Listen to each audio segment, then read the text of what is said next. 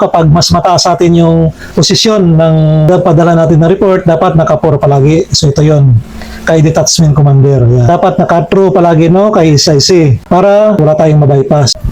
Ayun mga idol, so ngayon mga idol gagawa lang po tayo ng sample ngayon ng information report. So ito mga idol, baka hindi nyo napapansin, so mga previous week or yung mga nakarang araw, palagi talagang naglilindol or baka na-experience nyo yung earthquake. Lalong-lalo na nung nakaraan, meron tayong magnitude 6.1 na lindol. So kapag kaganon kasi mga idol, dapat ginagawan din natin ito ng report mga idol, kasi very reportable po ito. So kapag kaganon kasi yung ginawa natin, mas makikita ni client yung mga effort natin. Yun yung mga isa sa mga possible reason na interesado si client na i-renew yung mga kontrata natin. So sa video na to ngayon mga idol, gumawa ko dito ng sample ng report tungkol sa earthquake.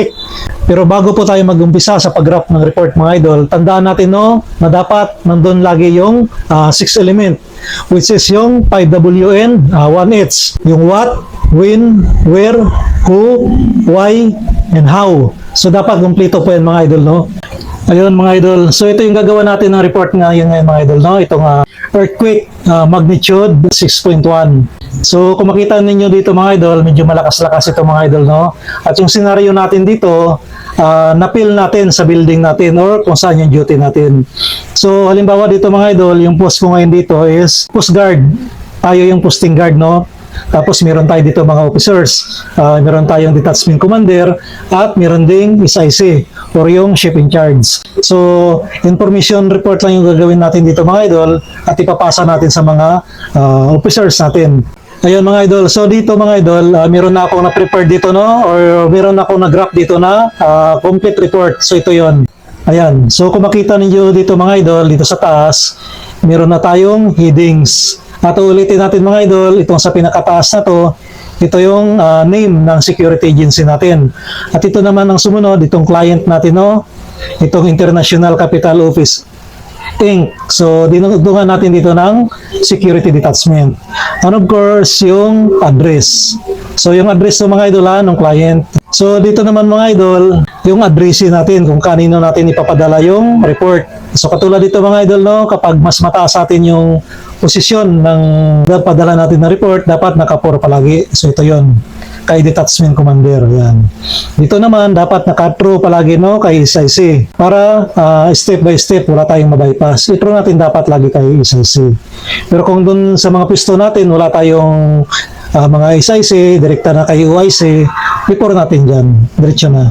Tapos yung subject natin dito mga idol, information report lang, At yung facts of the incident natin, naka-remarks dito, magnitude 6.1, earthquake felt in Pasig City. Kasi naramdaman to mga idol, Pero take note dito mga idol, yung gagawin natin, walang evacuation to mga idol, Hindi nag-evacuate sa premises o sa building. Pero naramdaman yung earthquake. Ang magde-declare naman yan, either yung BMO or yung building, tapos coordinated sa mga facilities natin, at i-declare ni facilities, or yung kung meron tayong incident commander dyan, siya yung magde-declare kung kailangan bang ilikas or evacuate yung building para sa safety ng mga empleyado. Ayan. So ito yung mga idol, naka-address Kompleto na po yan. So next natin mga idol, ito na yung nag-graph natin na report. So dito mga idol, para safe, babae man o lalaki ang magbasa ng report natin dun sa office natin or yung mga officer natin, safe na safe yan kasi sir or madam yung ginamit natin. So ito na yung mga idol, yung exact time na nangyari yung incident. Ito ang nilagay natin. So around 1800 hour, same date as mentioned above. So itong mga idol, hindi na natin nilagay yung date dito kasi sabi natin, same date as mentioned above. So ito na yun, itong 14 May 2026. Ayan. So dito, magnitude 6.1 earthquake originating from San Juan, Novaliches, Quezon City. So kapag ganito talaga mga idol, kasi estimated dito, mga nasa 11 mile lang to, Kaya abot na abot talaga pag 6.1. So itong 6.1 na to, malakas na nga to mga idol, Kung high-rise yung building natin, kung mataas, malamang may evacuation na mangyari yan. Pero dito nga, wala to mga idol, Caused by minor tremor. So nilagay natin dito, minor tremor lang, built natin sa floors natin o sa office. So following the event, roving officer ISO Ronnie Sumatra perform from post-earthquake assessment. So nag-conduct siya ng monitoring o roving mga idol na itong roving natin. So sabi dito, upon thorough inspection of all levels and critical areas. So critical areas, ito yung mga IDF, mga electrical room. So yung mga exits natin, confirm no structural damage were identified. So wala namang mga crack no, wala mga damage sa mga wall, and all our employees are safe. So lahat ng mga empleyado safe naman. So walang problema mga idol. So dito hindi lang tayo basta nag-base kay roving.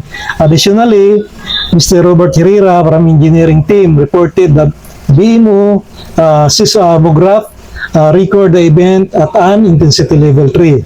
So, nagtanong din tayo no, sa mga technician, mga engineering na mga tropa natin, dapat tanungin din natin kung ano ba yung status. So, ito nga yung sinabi niya mga idol, no? At nilagay natin dito sa baba mga idol, no evacuation occurred at the ICUI office building during the earthquake incident. So, mahalaga to mga idol kapag nilagyan natin no, kung nag-evacuate ba or wala. Para pag nabasa yung report natin, malalaman agad no ng client natin or ng officers natin kung may evacuation ba na nangyari. So ito, kitang-kita na wala kasi nalagyan na natin no na no evacuation occurred. So malinaw mga idol. Dito sa pinakababa, huwag natin kalimutan na ilagay ito no, itong for your information and reference. Yan. And of course mga idol, itong nilagay natin no, tayo to no, yung prepared by yung guard on duty. So, halimbawa, yung name natin, no, ilagay natin itong si Juan de la Cruz. So, kapag mayroon yan mga idol, dapat pirmahan din natin, no? Lalong-lalo na kung handwritten yung report na ginawa natin. So, yung mga ganito mga idol, no, mga nature, yung mga disaster, reportable po to, gawa natin ng report. Ayun mga idol, so itong report pala na to mga idol, no, ilalagay natin to, no, kung sa YouTube kayo nanonood, sa description box. At kung sa Facebook naman kayo nanonood mga idol, sa Facebook page natin, dun sa comment section. So, itong kompleto na sample na to, ilalagay natin to doon. Kung gusto nyo pala, no, na magpagawa, no, ng sample na mga report, i-comment nyo lang dyan, no, at binabasa natin lagi yan. At sa susunod mga idol, yun naman ang i-picture natin dito, yung sample na gusto ninyong paggawa ng report. So I hope na makatulong ito mga idol, no, at makuha na ninyo ng idea in your future information or incident report. So that's all for today's video. See you in our next video.